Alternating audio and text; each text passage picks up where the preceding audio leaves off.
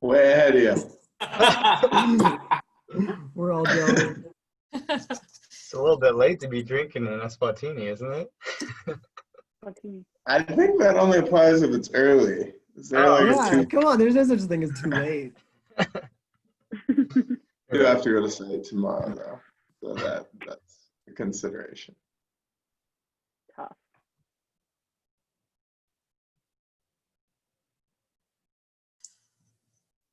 I don't know if you've invited people and just nobody came, or if people aren't allowed to come in yet, or what's happening.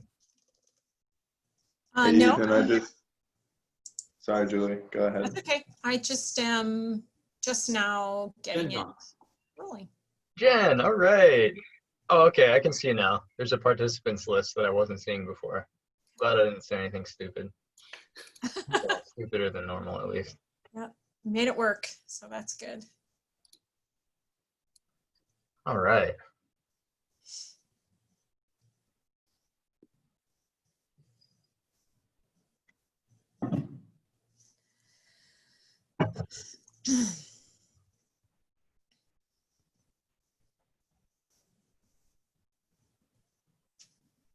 Looks like we got Brandon, Jen, John, Laura, Michelle, Miro, Sam, Susan, Tess, Yenbing, Mom. Hi, Mom.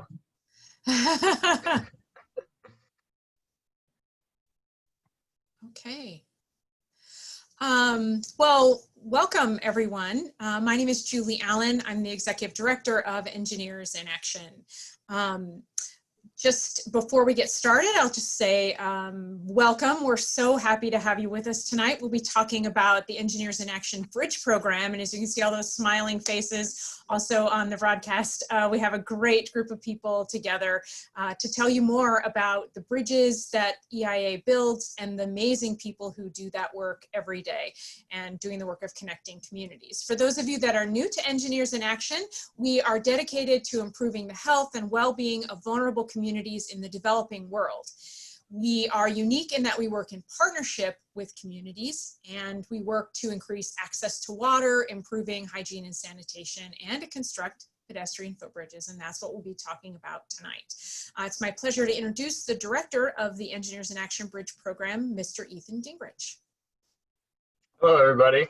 Nice to see you all, or at least see your little icons. And I'm really excited to be part of this call tonight and to be part of an all-star panel of our current staff members and alumni who have gone through our program. And I think it's going to be a good time to get to hear some of their memories from working with the Bridge program and some of the things that we're looking forward to as well. And we all know that there's a lot of heavy things going on in the world right now. And we want this to be kind of a solace from everything that's going on, to be able to focus on some of the really amazing things that are going on as well. So we appreciate everybody joining us for the call tonight. I'm not sure exactly all who is on here and how familiar everybody is with the Bridge program, so I figured I could start off with a 30,000 foot view of what the Bridge program does on a regular basis, and then we can get into some questions for our panelists to hear about who they are, where they came from, how they've been involved, and yeah, how that's affected their lives. So also, I have the chat open in the sidebar here, so if people have questions as we go along, please feel free to plug them in there, and I'll do my best to multitask and keep an eye on both of them. Julie's going to help me with that as well. And I guess the panelists can probably do that also while you're not talking. And so hopefully between all of us, we can see what questions are coming in and address those as they come up. So thanks for joining. The Bridge program in a nutshell. Let's see, what do we do? So we build footbridges with communities in the developing world and with some really awesome students as well. That's what it is in a nutshell. So why are footbridges needed? Well, because in the countries where we work, like Bolivia and Eswatini, there's typically a rainy season and a dry season. And during the rainy season, the rivers will rise, and then the community can't get across the river, and that'll isolate them from really important resources like schools or health clinics or markets or job opportunities. And there's an easy way to fix that problem, which is just by building a bridge across that river. Then they can get to all those things year round, and the kids can finish school and they can get healthcare and get to their jobs and provide for their families and really improve their lives just with one single piece of technology, just a footbridge. So that's what we aim to do. We have staff living in both Bolivia and Eswatini, and hopefully Ecuador someday soon, since EIA has other programs working there. And those staff work integrally with the local government, with the municipalities. They go around and meet with the municipalities and talk to them about which communities have let them know that they need bridges to access their essential resources. Then we go visit those communities with the municipality, do the site assessments to make sure that it's socially feasible, technically feasible, financially feasible. All those pieces have to align. And if they do, then we sign a tripartite agreement to be clear with what each party is responsible for. The community provides local materials and the labor. The municipality provides a lot of the other materials. We import the cable and provide a lot of engineering oversight. And part of that engineering oversight includes university students. So we have chapters at about 20 different universities across the United States, Canada, and one in London as well. And during the academic year, the students are working on actually designing these bridges and creating the construction and safety plans for them. They go through cross-cultural collaboration training and a bunch of different courses. They have review calls where they have to present their plans to our board of experts and get approved to move on to each next step. And then over the summer, they actually go live in the community and work alongside the community to help them build the bridge. And it's a really cool cross-cultural collaborative process. And we see a lot of really powerful relationships built out of that, in addition to the bridges being built. So we are obviously really excited about the work that we're doing, and we have the privilege of getting to see the huge impact that it has on these communities and also on the students that go through our program. And we're really lucky. We have 3 staff members on the call today who all went through the university program, and then 2 alumni as well who went through the program. So definitely excited to hear from them about how it's impacted their lives and what direction it's taken them. So that's the program in a nutshell. Hopefully that was clear to everybody. If you have questions, pop them in the chat. We're going to start with going through our panelists and having them introduce themselves.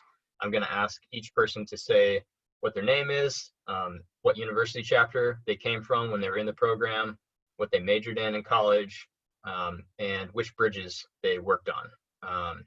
And so that'll be kind of like the EIA past. And then they can also talk about where they're living now and what are they doing for a job now. So, and I'll remind you guys of the questions so you don't have to keep track of them all. But I'll start. So my name's Ethan Gingrich. I'm the Bridge Program Director, and I live in Harrisonburg, Virginia for part of the year doing the preparation on-campus work remotely. And then usually the other part of the year, I'm traveling to Bolivia and Eswatini to help with the project.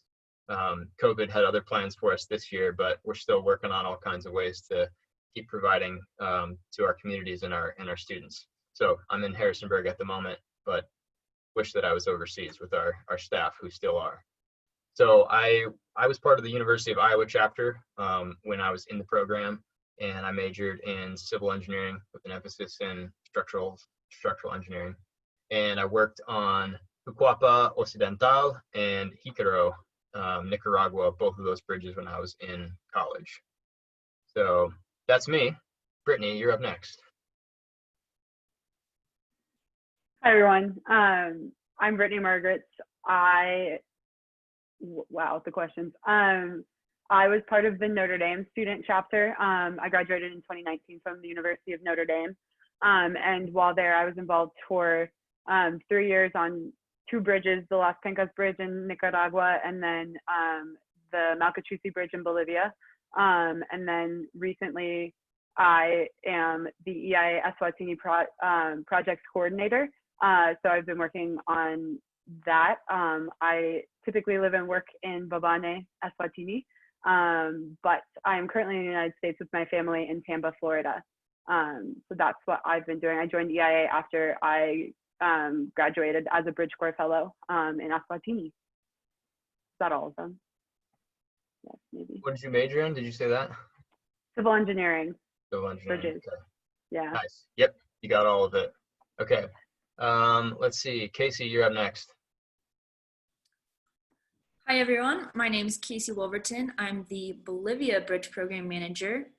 And basically what I do is I run the local team here. We go and find new sites. So we spend a lot of the year going to new places that nobody in EIA has been to before, taking the surveys, meeting the community, determining the need, and then figuring out if it's feasible. And then we make a proposal to the community and the municipality about the project. If all of that works out well and we get a project approved by the local stakeholders, you know, that goes to the teams, and that's what most of you guys will see on your end is what we've done in that pre-work. And then basically I serve as a support role, making sure that the local team, the student team, the community, the municipality are all working together well and jiving for a successful project. What else? Projects I've been involved with? Is that the next one, Ethan? So I did 2 in Nicaragua while I was a student. I was involved with roughly 6 projects as a fellow in Panama, and then we did 5 last year in Bolivia. Anything else? I was thinking which ones you're involved in as a student. Otherwise, I would have listed all of my impressive bridges as well, but I guess I'll let you count those. Did you say which chapter you're from? Colorado School of Mines. Nice. Yep. That's all. You hit them all. Thanks, Casey. All right, we'll go to Sam next. Okay, just to be clear, we're doing name, university, current position, and location, and then And the major. bridges we've built. Yep, and your major. Okay, cool. Hi, everybody. I'm Sam Sweet, and I'm the program manager in Eswatini, at which I'm currently here in Eswatini. It's been known as Swaziland, so a lot of people probably don't know Eswatini or where it is, but the king changed the name back in 2018, so it is now the Kingdom of Eswatini. So I'm living here, and I was part of the CU Boulder University chapter, and so back in 2017 or 2016, we took our first trip here, and then over a course of about 5 years, we've built a program here in Eswatini, and so now I'm running that program. So we built 7 bridges here in the country. I guess I can't count all of them, but my first bridge was in Bolivia, and then the first bridge we built here in Eswatini was one that I was heavily involved with, and then after that I kind of just became a manager, so I do more of the logistics and not all the fun parts where you get to be on site and hang with the community and stuff like that. So I guess overall it's been 8 projects now, and trying to think. Yeah, did I cover them all? I think so. Did you say your major? It's civil engineering. Right on. Cool. Thanks, Sam. All right, we're gonna go to Steve next. Hi, everyone. My name is Steve Mezzacapa. I currently live in Pittsburgh, Pennsylvania, working for Turner Construction. I graduated Penn State in 2017 and studied architectural engineering there with an option in construction management. And I got involved with Bridges Through Prosperity at the time, Engineers in Action, for my freshman year, and was involved for a couple of years after that. The bridges I was involved in while I was in college was Comital. Panama, our first bridge as a chapter, and it was about 76 meters, incredible experience. And then I was also involved with the second bridge build in Tocosito, Panama as well. And since graduating, I've been a Bridge Corps mentor to the chapter. I've gone to Bolivia twice now. Bolivia a couple of years ago was in the community of Macha Camarca. And then last summer, Penn State was on quite a few different bridge builds. But at the point that I was there, I was involved with the Rancho Flores project with the team. Awesome. Thanks, Steve. And Michael, you're up. Awesome. Hey, everybody. I'm Michael Anthony. I'm an alumni of the CU Boulder program. I came to CU Boulder and joined the Engineers in Action chapter. And after a year of involvement, ended up being the chapter president and got to travel abroad to Bolivia.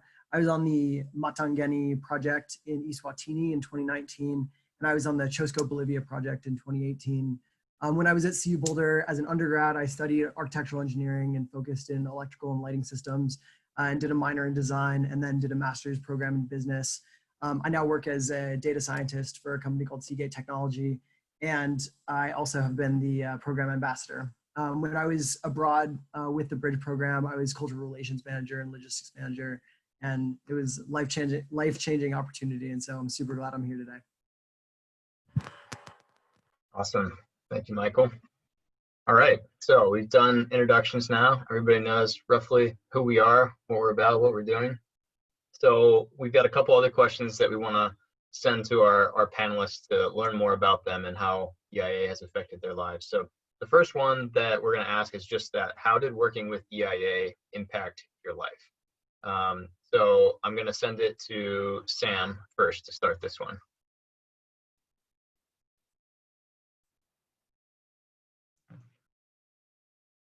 Okay. Well, this is a loaded question. Sorry, I'm just pulling up my notes. Give me one sec. Yeah, so EIA has changed my life in quite a few ways, but I think it started with, in engineering school, it was really challenging. I mean, in general, engineering school is a very difficult thing, and I felt like I didn't have a lot of purpose or understanding of why I would go through the challenge of engineering and kind of what I could do with it that was meaningful to me. And I was actually at a point at which I was going to drop out of school, and I didn't really care to continue. And then I found the B2P, it was Bridges to Prosperity at the time.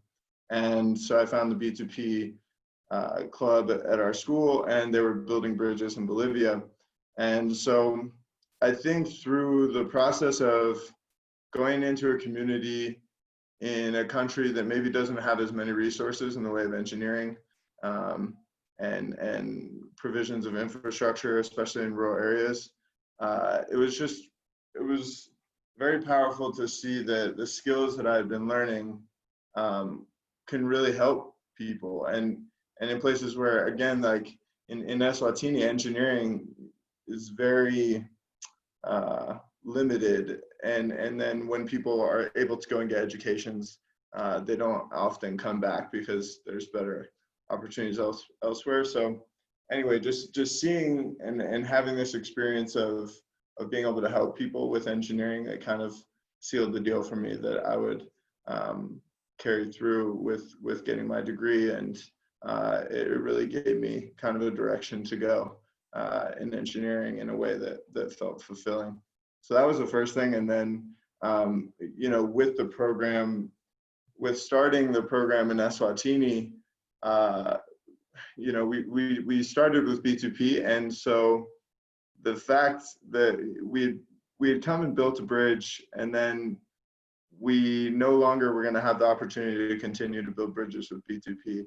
And EIA offered to have us join as a program, as a bridge program underneath Engineers in Action. And, you know, I can talk on and on about the Eswatini program and why it's very important to me, but I think that I'm just really, really grateful for EIA for believing in the bridge program and believing in, you know, the Eswatini program. We're not exactly fitting into the Engineers in Action in South America. So we're actually the only part of EIA that is outside of South America. So I'm just really grateful to have had the opportunity to carry out and follow through on something that we started a long time ago.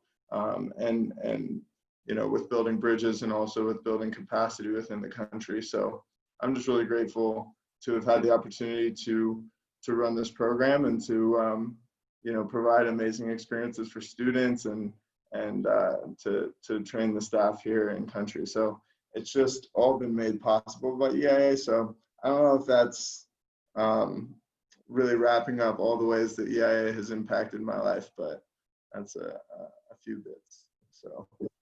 Yeah, nice. Sam and I have talked about this before, but one of the things that we have in common is that our experience building bridges as students kind of like saved our engineering degrees, in that like I also was considering dropping out of school or at least changing my major, because I got into engineering thinking like, oh, I'm going to use my strength in math and science and become an engineer and go out and like have an impact and help people. And then you get to school and it's just like jumping through academic hoops and getting lost as a statistic on a bell curve, and like you're not helping anybody. And I was so burned out from it, and I was ready to switch. And then getting the opportunity to actually go help build a bridge and see the difference that it made in the community was life changing for me, and showed me like, oh, I can use engineering to make a difference in the world. And you know, that's a big reason why we've stuck with this through all the adversity that we faced, is that we want students to have that opportunity moving forward in the future as well, and to keep this dream alive. So yeah, that's a cool thing Sam and I have in common. Casey, do you want to go next? Well, it's funny you mentioned EIA leading to engineering, but I kind of had a somewhat similar experience as well. I had no clue what I wanted to do when I graduated high school. I knew I wanted to get a degree, but I didn't really know what path to follow. So I had looked into medicine, I had looked into law, and I just sort of randomly chose engineering. I thought, well, you know, it can't hurt to go into this, because I knew I wanted something challenging, and I wanted something that would help people. And so I figured I'll give engineering a try. If I don't like it after the first year and a half, I'll just switch to something else. And I came to that point where I had been in school for about a year and a half, and I'd been in a lot of different clubs, you know, had taken all of my basic classes, and I really wasn't sure that I wanted to stick with engineering. And I was thinking of switching to a different major, you know, completely outside of engineering. And then I went to Nicaragua with my university chapter. And this was really the turning point that made me decide to stick with engineering, was going and actually building the bridge, getting to know the people that the bridge would impact was huge, and getting to see the change just from the structure. I know when I got there, it was jungle, and we were cutting things down with machetes. This was the first time I'd ever used a machete in my life. And I remember thinking, I cannot even picture putting a bridge here. And then I remember when we had finished it and actually crossing the bridge, and you know, the feeling of seeing that putting in a lot of hard work and using my technical skills could make a real tangible difference in people's lives. And so that really is what pushed me to continue in engineering, because I saw the ways that you could actually make a difference in the world. And I could see now a path forward to apply my values and the things that I wanted to do with the work of my life. I could now see a path forward via engineering and international development. So it was pretty impactful. It basically put me on the entire path that I'm on now. I could have been doing something very, very different with my life if I hadn't have ended up going on that trip. Definitely. Thanks, Casey. I told my story on the last call, so I really want to share it now, but I already shared it last time, so I won't go into it. But yeah, that moment of like seeing when the bridge is finished, seeing the impact on the community and how stoked they are to finally like have year-round access to all of this stuff and no longer being isolated by that flooding river. That's a magical moment where like everything really clicks, and it's like, oh, that's why we're doing this. That's why we put all this blood, sweat, and tears into it. So yeah, I can definitely relate to that. All right, Michael, you wanna go next? Yeah, sure. I'd be happy to. Yeah, I think EIA has impacted my life in a number of ways. I think kind of in a similar vein as Sam, Casey, and Ethan, EIA really reinforced my commitment to engineering. I think it showed me the tangible impact that the profession of engineering can have in the quality of life of other people. I think that the biggest thing though that EIA did for me in terms of life impact was really complement my engineering education. I was really good at math and science, was doing well academically, but I felt like there was a really deep lack of community in my experience of engineering. To Ethan's point, I definitely at times felt like I was a data point on a bell curve rather than a real human that was being seen by other people. And I stumbled into EIA. My sophomore year in college, I transferred to CU, was kind of hunting for family in this massive new school that I was joining, and stumbled into this room where people were stoked about what they were doing. You know, they were talking about helping people across the world and doing so in a way that was partnership driven, where they were learning about people that were on the other side of the planet that had different cultural perspective. They were bringing that culture back.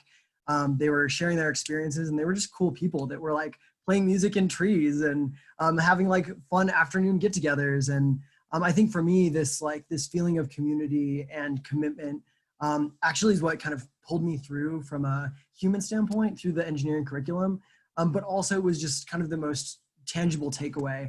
I mean, EIA for me gave me lifelong friends that forever I will be grateful for. I lived on Sam Sweet's parents' basement for a little while when I took an internship out in the Bay Area. I have friends both from my trip to Bolivia and from my trip to Eswatini that while being there, I made memories with that I will never forget and that I'll carry with through the rest of my life. And so I think in terms of life impact, there is just kind of this deep sense of human fulfillment that I got from the community that our program builds. Yeah, I love that. Thanks, Michael. Yeah, of course. Did you say playing music in trees, Michael? Yeah, I think there was a few times when you and Dave were shoeless in trees playing a banjo and a guitar and some drums. Yes, I was just going to add that as well, the shoeless part. I was like, everybody's getting a taste for some of the uniqueness of our CU Boulder chapter specifically. With some of I think the CU Boulder chapter actually still thinks it's the 70s and hasn't really realized that it's 2020, but I'm all here for it. Yeah, nice. Great recruiting tool for the student chapters on the call. Definitely. And I love that you emphasize the community. When I went out to California for a conference, I also stayed in Sam Sweet's parents' basement for a week when I was out there, and it was just a blast to get to know them. And you know, I've met other family members from other staff members as well. And it's a really cool feeling knowing that like when I finally do make time to go on this cross-country trip that I've been dreaming about someday, I will have somebody pretty much in every city, you know, from all the different chapters that we've worked with. And it's a really cool feeling to just like click with people. You know, it's like regardless of how many other things you might not have in common, the fact that you're in this bridge chapter together, like working towards trying to make a difference in the world and using your engineering skills to help those in need, it's just kind of like you fit, you know, and it's like, these are my people, and it's a really cool feeling. So when we call it the Bridge Builder family, you know, it's not just a cliche, like we really feel like that. To tag onto that too, Ethan, not only are bridge people really committed, grounded, ethical, like beautiful, fully developed, value-driven humans, but they're also really capable and are all over the globe. And so I think you can think even more broadly than just cities in the US. I think if you need a couch to stay, we have people in countries the world over. And so there's a richness of connection and a diversity of places to tap into that I think is really unparalleled. Yes, that's a great point. Thanks, Michael. All right, Steve, you want to go next? Yeah, sure. Yeah, this is a deep question. And I'm sure like many of us, I think as time continues, we're still like reflecting and learning how it's impacted us, you know? So, and it's like every time this question is asked, I feel like there's a different answer, you know, but what's like there present.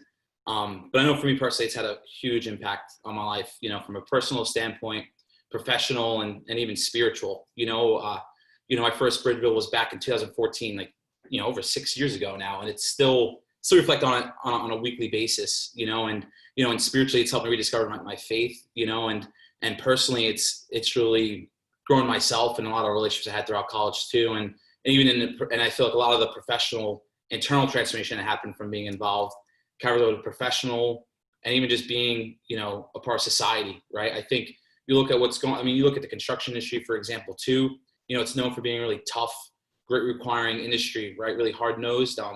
And there's a lot going on. And even if you look in the world right now today, there's a big need for empathy and compassion, you know, and I'd put Engineers in Action against any, you know, student organization out there. And I think that's what this organization does if you're involved in it. You know, you can come being involved and not being empathetic or as much as an emotionally person, but it forces you to come out of your shell and do that, right? Because once you're in another country with like 10 other students for like 5 weeks, sometimes 2 months, you're going to learn how to manage emotions with each other, within yourself and other people. And even when it comes to just building that bridge, you know, it's not just about the pen and the paper and engineering. It's it's all about building relationships with the community members, because without the community and their involvement and their participation and their passion, the bridge is just not going to happen, right? And the community sees how the students interact and how the students interact with the community. All that plays a huge role in building the bridge. And I think all the lessons that are learned there happens internally, right? And I'm sure that, for everyone involved, as you go and continue on in life, those lessons you've learned, it's going to change how you communicate with other people. It's going to change how you interact with potentially difficult people who might be different, right? And I just think it's the empathy and compassion piece. For me, I think that's been the biggest impact, and I can't help it. It's so relevant to what's going on today because, like not just in the construction industry, but throughout the world and in the society we live in, we just need to be more empathetic, compassionate human beings. And I think Engineers in Action does an incredible job of doing that, and it's not even like written in the program. It's not even, it just happens from being a part of the incredible experience. Yeah, I love that, Steve. Thanks for articulating that.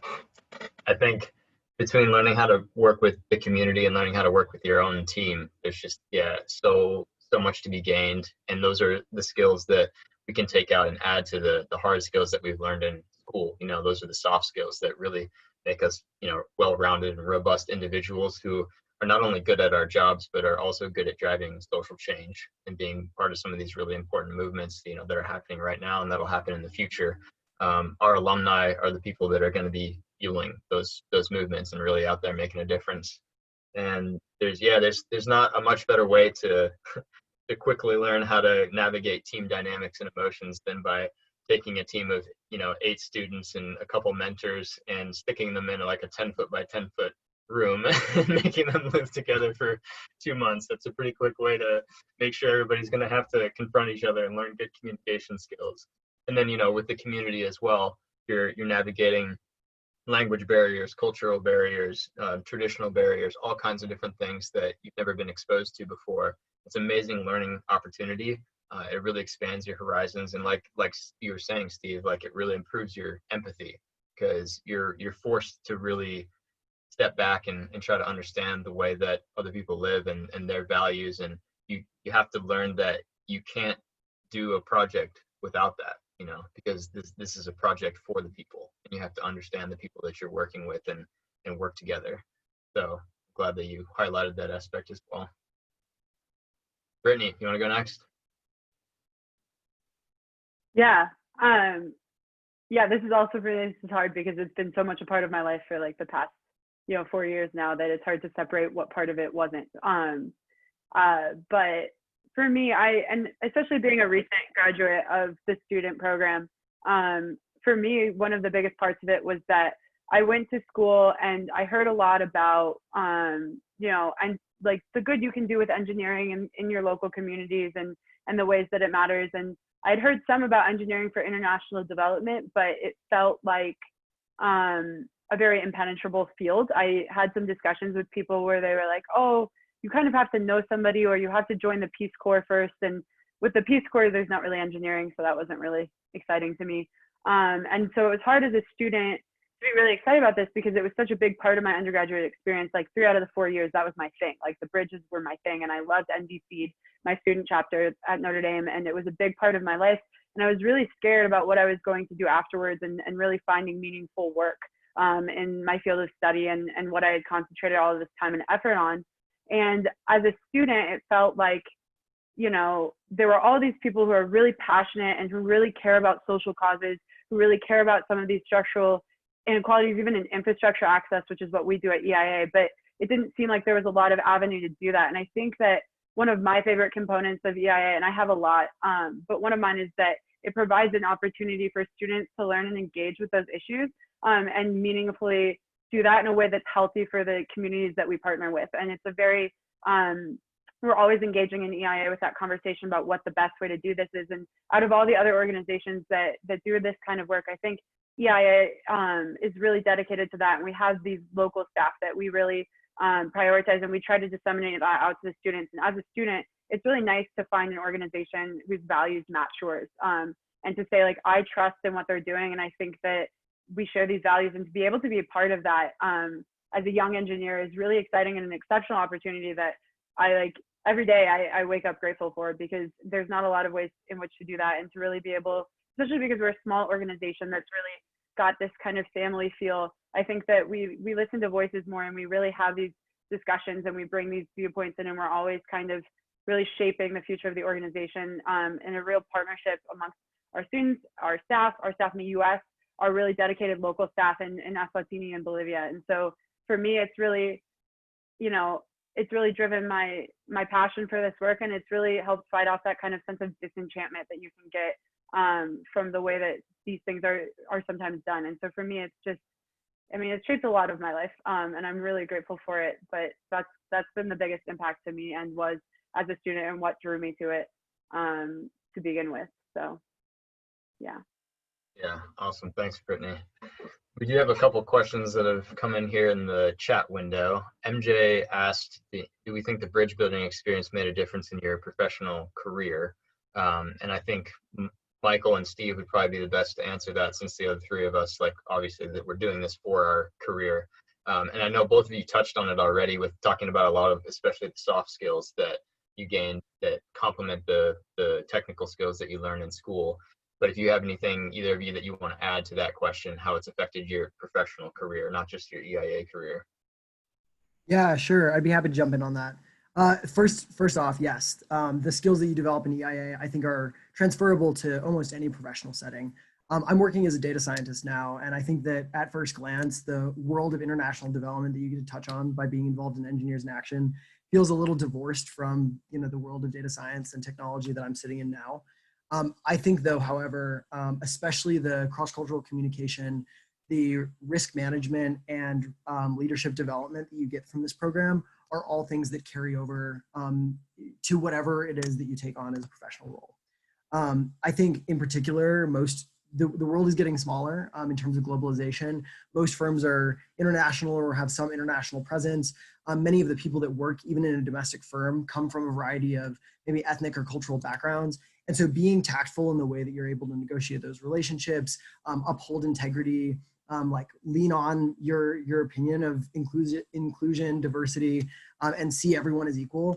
Those are huge takeaways that I got from working both in Bolivia and in Africa that I think, regardless of the work environment you're in, are going to be things that are going to aid you. I think, one of the big takeaways professionally is being really kind of capable of dealing with adversity. In the work world, especially coming directly out of college, there's new challenges, and the structure of life is a little different.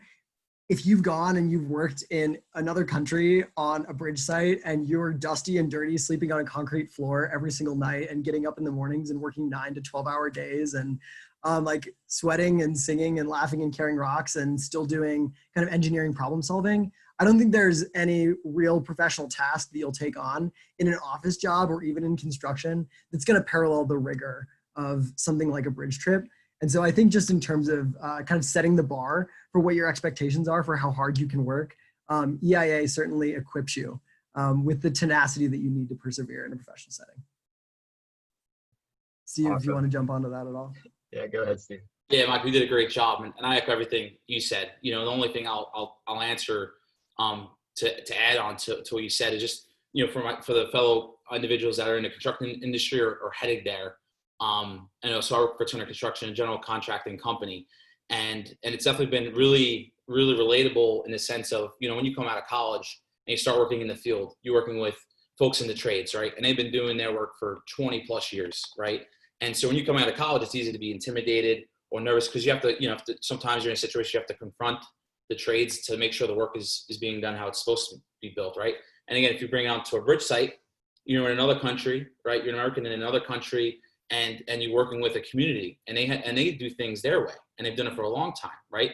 But at the same time, there's engineering specifications that we have to follow, right? So in the bridge program, you will learn, and you need to learn how to respectfully confront and communicate what the needs are, right? And I think that's a direct parallel of what happens in the construction industry as well too, because it can be very intimidating. You go tell a carpenter or an iron worker to do something, whether it's dealing with safety or like the way to, or the procedure to do something when they've been doing it for like 20 years, right? So it's learning how to communicate things where in a humble way, which can be really difficult to do, and it's really an internal thing and how you express care. And I think that's been probably the biggest ways it's had a direct correlation to the construction industry. And the other part too is just demonstrating care. We have a new initiative at Turner called Active Caring. We're on our job sites. We really want to demonstrate care for our peers and our trades, men and women. And I think the Bridge program does a lot of that, right? Because again, you're on a community with each other, looking out for each other.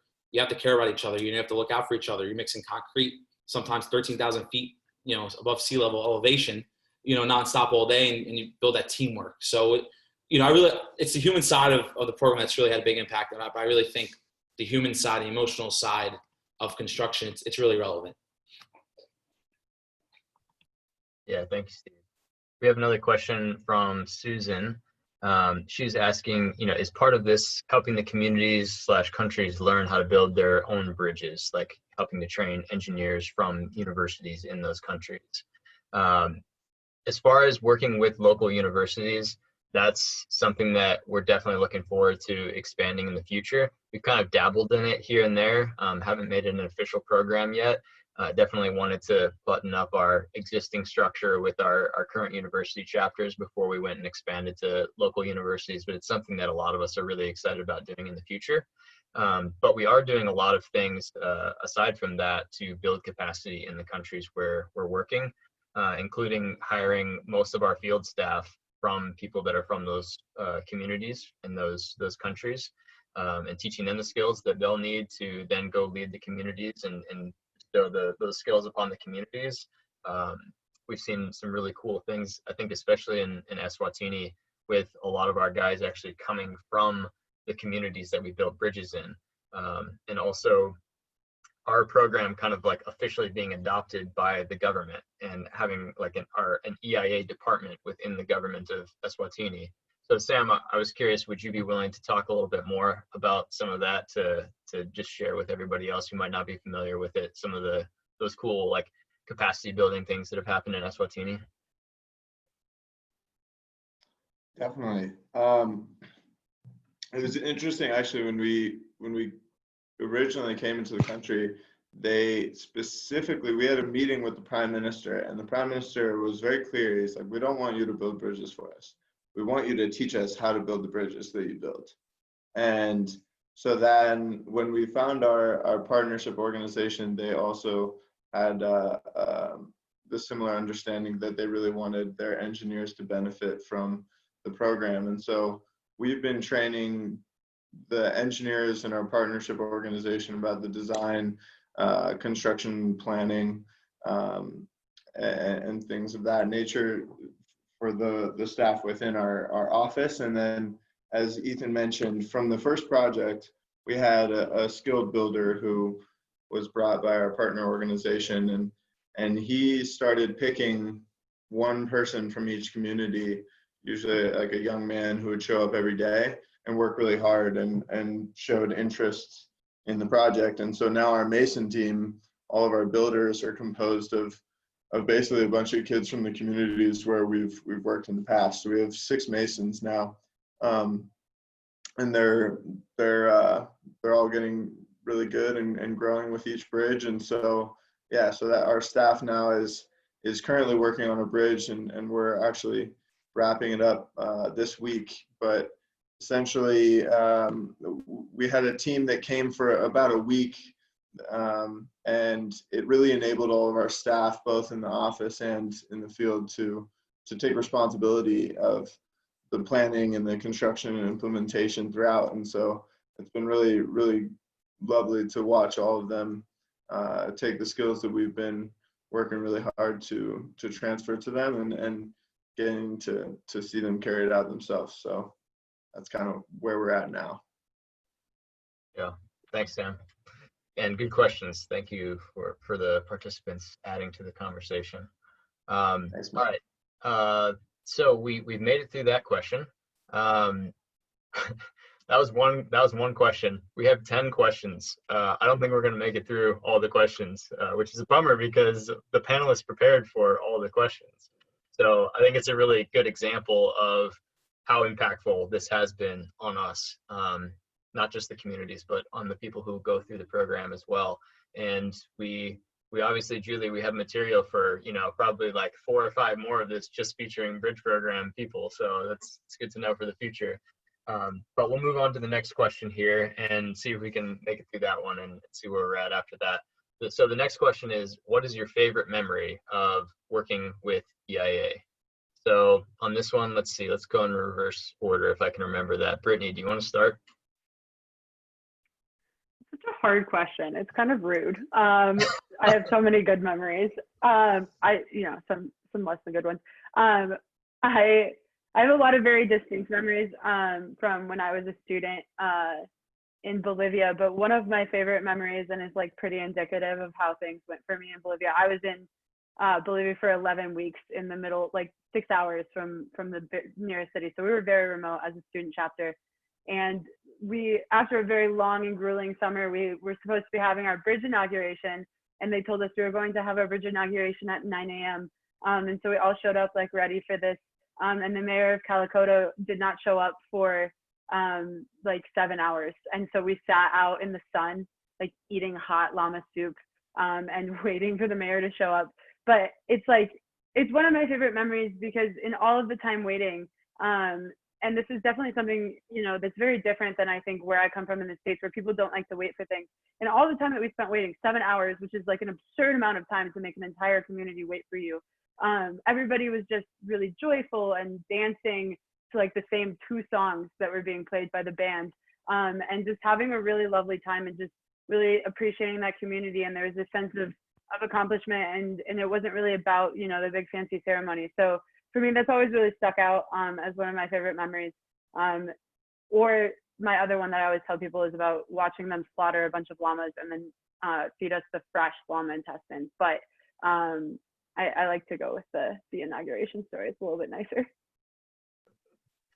Yeah, there's a lot of not safe for work stories that happen with our work, but always entertaining, always educational. Thanks, Brittany. Steve, you want to go next? Yeah. So I'll try to be really concise and quick because I know there's a lot of good stories on this call, and amongst other people that are listening in too. But real quick story. So it was the second bridge we were going back for in Panama, and fun fact, so we work with Samuel Reyes out of the community of Camital, and he ended up working full time with Bridges to Prosperity after that project. But we worked with him on our first bridge, and he worked with us again on the second bridge. And the cables that were left over from the first bridge we're using for the second bridge. So it was just a lot of cool symbolism, a lot of cool like carryover and kind of like the testimony of empowerment.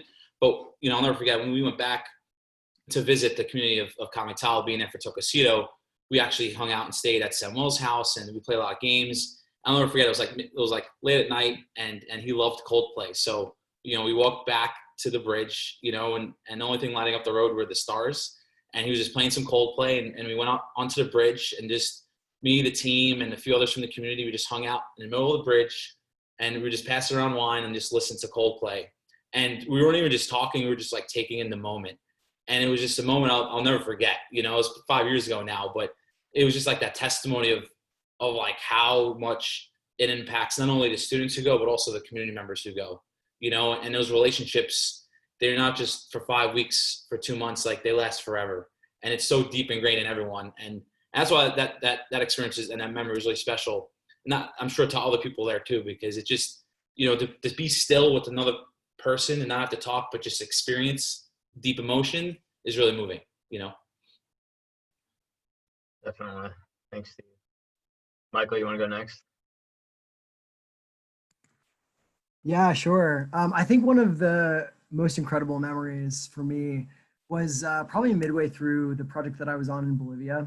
So I'm a runner, and the community that we were staying in had the homes up on big plateaus, and the river was this big meandering river that ran through the center.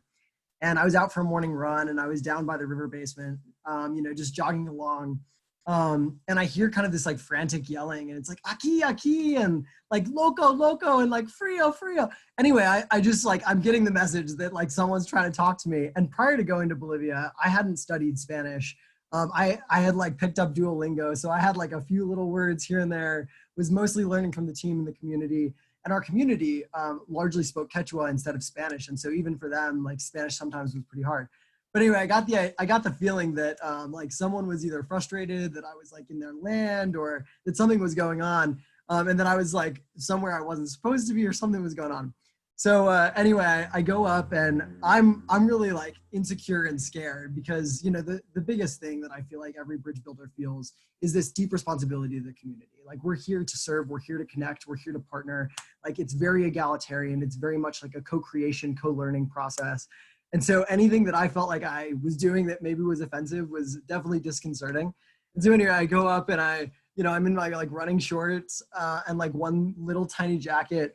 And this woman is like, you know, in her Spanish and my broken understanding of Spanish, basically saying, you look freezing, you need to come and you need to sit and eat and drink tea. And so it's like 6 a.m. And so I get invited into this little like Bolivian woman's house. She sets me down. She like hands me this cup of tea that she just loads up with corn cereal, and apparently like hot tea with corn cereal. It's a breakfast thing. And she like drapes me in blankets. And anyway, I am just like sitting here eating this cereal, chatting with this woman in both of our like challenged exchange. And basically like through the broken Spanish, she ends up just saying like, one, you look really cold and I don't understand why you'd be out running. But two, we're incredibly grateful that you and your team are here. All of our children leave to Argentina to find work over the summer months and over the winter months. And, you know, the entire community basically is vacant, and it's just us like elderly people here to kind of tend to what we can.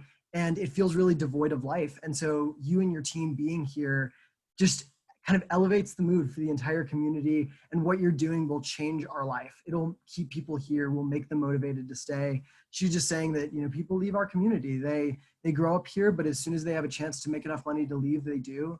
And that a lot of it is about connectivity, that without this bridge, you know, there's not an easy way to make it to town and to make it back, or to make it to a clinic, or to make it to school. And so, you know, through this like broken conversation, we're both just kind of laughing. And at some point it kind of transitions to just like joyful crying. And it definitely was just one of the most kind of moving experiences of my entire bridge trip. I like stumbled back to my team after this brief conversation, and her husband had given me this like huge bag of dried corn, which they just like eat as like snacks, you know, midday.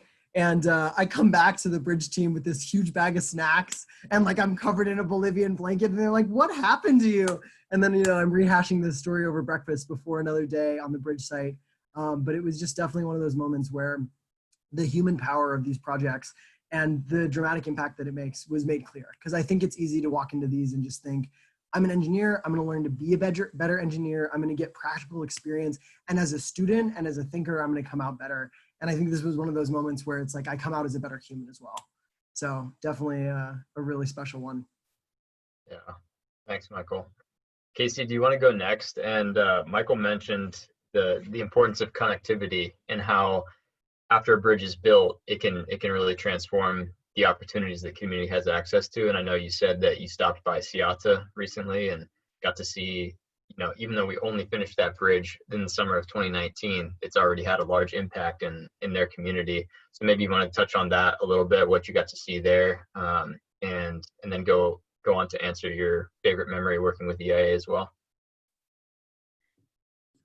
Yeah, I think both Steve and Anthony really kind of hit the core of what's memorable about the work that we do, because what's been really incredible for me and what's been really motivating, you know, to get through all the hard times of this work, to get through all the challenges, is that human connection that we make with the people who we work alongside with in these countries. And when I was thinking about preparing for this question as well, this is really what stuck out to me, is not, you know, these moments where, you know, maybe you have something crazy happen. We have a lot of adventures. These are developing countries where things are very different, first of all, from what we might be used to back home, but also, you know, things are just, there's a little bit more chaos in the system. And so this can lead to some interesting experiences. But what really sticks out most, I think anyone that has gone through the program probably would say, is the human connection and the relationships that we build. And these little moments where we're sharing tea, or we're having dinner together, or, you know, we go through these struggles on the bridge site, and then we play a game of soccer afterwards. I think these are really the moments that stick with us. But getting back to Seattle. So Seattle was a project that we built last year, and it's probably one of the, yeah, that's a picture if everyone can see. So hopefully you can get an idea of what the environment looks like, but it's really incredible. It's a semi-tropical area, and it's got these huge hills, very steep, and these gigantic raging rivers that are impossible to cross the entire year long. You know, a lot of you might have worked in communities where it's kind of dry. It looks basically like a creek because you're building during the dry season, but here, definitely not the case. Even in the dry season, it is 100% impossible to get across this river. And so first of all, it's just really an incredible backdrop to the project.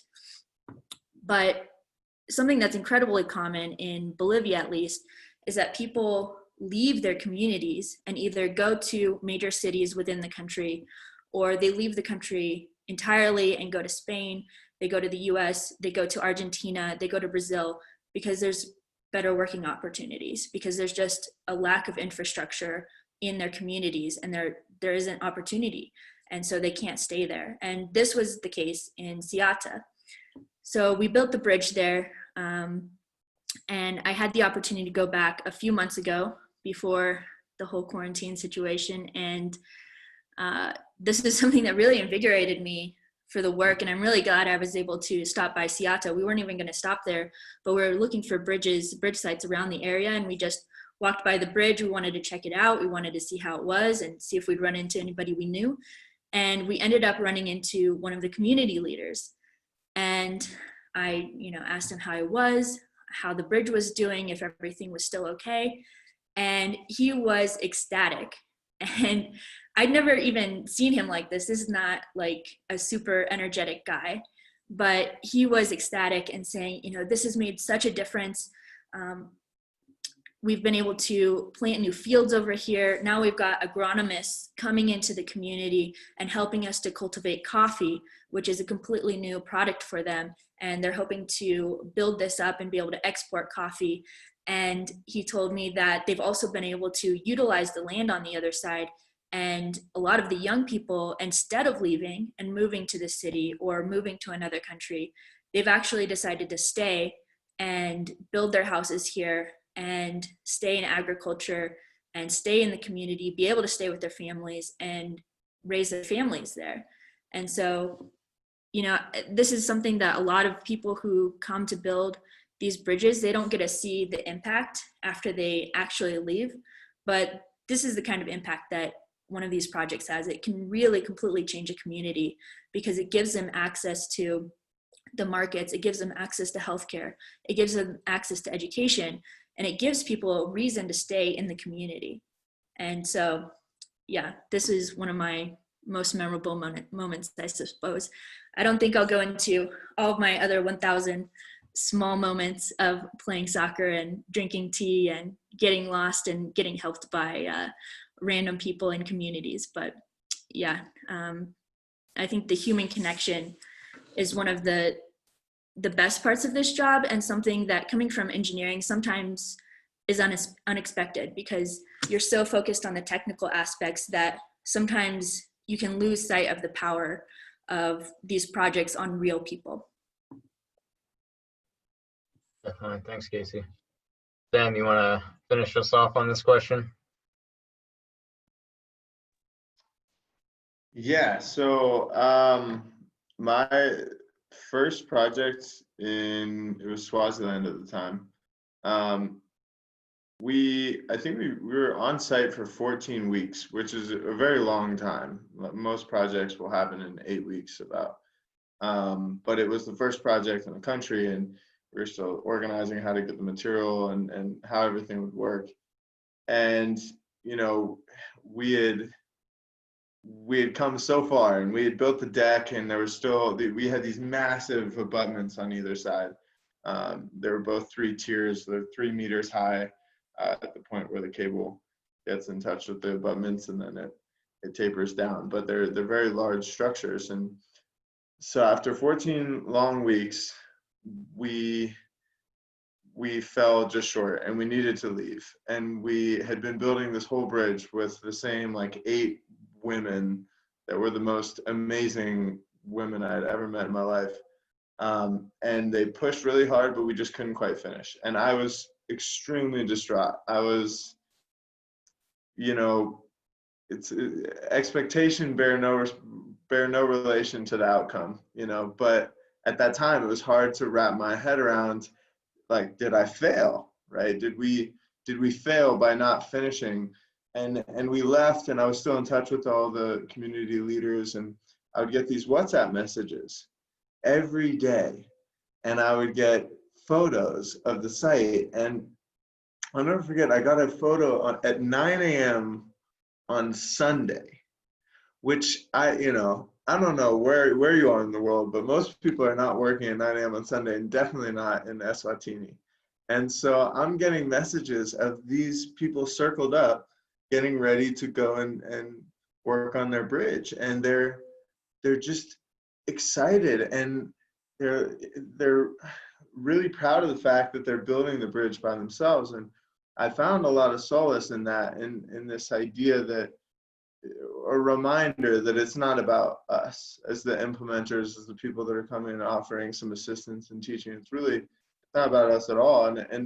And the bridge, as we just heard from Casey, I mean, some of these bridges really change people's lives in profound ways. And in addition, just the process of empowering the community and bringing people together and organizing them and having a schedule and working together every day, and just seeing the output there. So anyway, I'll fast forward quickly to, it must have been 8 months later, and I returned, and I wanted to go see the site. And I arrived on site, and I walked down, and there's a big rock behind the bridge, and the community had painted on the rock, 2020 Vision 2022 crossed with a smile. And Vision 2022 is the King's vision of having a developed country by 2022. But it had this big heart on it, and it just showed how much they loved this project and how much they felt that this was their bridge and that they built that thing. And I don't think anything will ever replace that feeling of just sitting there and watching kids cross that one day, you know, probably almost a year later, and just knowing that it was the community that felt that they had built that bridge, and forever after that, I think it's changed the way that I approach projects, and really make sure that the community is you know, the priority, and that they understand that this is about them developing themselves. So yeah, I think that's probably my favorite moment or favorite experience from bridge building. Yeah, thanks for sharing that, Sam. I remember that as well, having had the privilege of working on that with you and the rest of the team and the community. And I remember getting those pictures forwarded and seeing, you know, like we had left instructions on how to finish the bridge, and we were hoping at some point they would get around to it. We didn't know they were going to do it like the next day, like on a Sunday morning, like just keep powering through. And not only were they finishing it, but they were putting all these personal touches on it as well. You know, they weren't just following the instructions. They're like, oh, also, like, we want to put reinforcing mesh in the topping slab. And we're like, yeah, it's even better than, you know, what we're currently doing. And they're like, oh, so we're going to put fences on the ramp. And we're like, yeah, that's great, do it. And they're like, also, we're going to like paint the towers and like really personalize it and make it ours. And it was just so cool to see, yeah, that over the course of the project, they had really taken ownership of it, and it was their bridge, and they were so stoked on it and so excited that, you know, this is our thing, and this is gonna be changing our lives for generations to come, and we're gonna be telling our kids and our grandkids that we were the ones that built this, and, you know, empowering our community. So that's one of my favorite memories as well. We're over time now, unfortunately. We have all these other great questions that we have amazing answers to, that we'll have to get to another time. But we appreciate all of you who've stayed a little bit long and participated in this call. It's really a privilege for us to have been able to have this experience when we were students. And whether we're working still for EIA now or out in the industry doing other things, it's really profoundly impacted us. And we hear stories all the time of how it's affected our other alumni and the communities that we work with. And so it's also a privilege to get to share some of that energy and that happiness with all of you on our Hour of Happy here with Engineers in Action. And yeah, help us go out and spread the word that, all is not lost. There are some really amazing things happening out in the world, and we're really excited to have all of you as part of the Bridge Builder family as well. So Julie, I'll kick it over to you if you have any closing thoughts for us. Right, I do. I would have to say my favorite bridge building memory is today, and hearing all of your memories. You are definitely have inspired us all. I would say, in response to your comments tonight, that you have changed EIA as much as the EIA experience has changed you. And we are blessed to have bridges as a part of our mission, and all of you bringing that mission to life. And definitely your passion for what you're doing is clear. I'm sure that each of your alma maters, if they're tuned in tonight, are as proud of you as we are. And we're so grateful that you all stayed in engineering, found your passion, found the right connections, and are doing this amazing work. For our guests, you too can be a part of our work. You may not be an engineer, you may not be the kind of person who could spend 6 to 8 weeks in a small location building, but there are still many things that can be done to support EIA, to support bridge building and all of the good work that's going on around the world, which is so deeply needed at this time. So we encourage you to follow along with us on social media. We'll have all kinds of information about the bridge program. I think I'm going to have to promise that we'll have another bridge evening, because there's still so much to talk about. So we will definitely figure out how to get that done, as I know everyone here and many more would love to join in that. So my thanks to our panel and to all our guests this evening. And we'll look forward to hosting you again, whether it be an Hour of Happy or connect with us if you'd like to volunteer, find a way to be a part of our work, or to donate to EIA. Thank you so much, everyone, and good night. Thanks, everyone. Thanks, everybody. This is a blast. Thank you. Tabonga Kulu. Nos vemos.